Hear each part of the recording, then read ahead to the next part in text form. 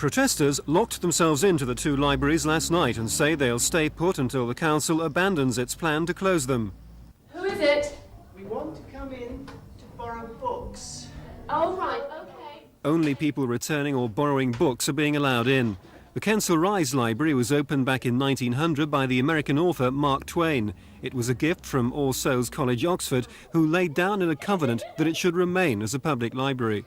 It was given for a free public library and for no other purpose whatever. So we feel they shouldn't break the law on this point and we should keep our library open. The other libraries are too far to walk for old age pensioners or children, especially these winter months. You can't expect young people and old people to walk those distances. This library is a treasure which we should keep.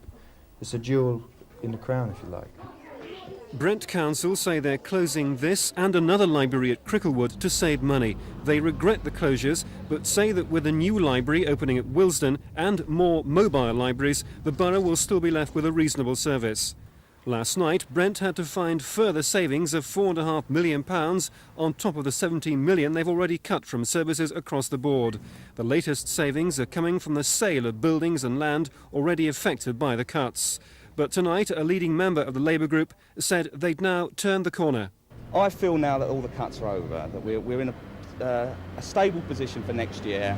The problem is that we have to deal with again next year. We've got a growth item from the government. We have to put up rates. 3% of the rate rise next year will be for the poll tax. And to implement that, we have to spend an extra £4 million next year to implement a poll tax next year. This is a thing that local government faces every time we turn one corner. The government are there again, waiting to jump on us. The borough's now bracing itself for a strike next Monday of white-collar workers called in support of striking social workers. John Andrew in Brent for Thames News.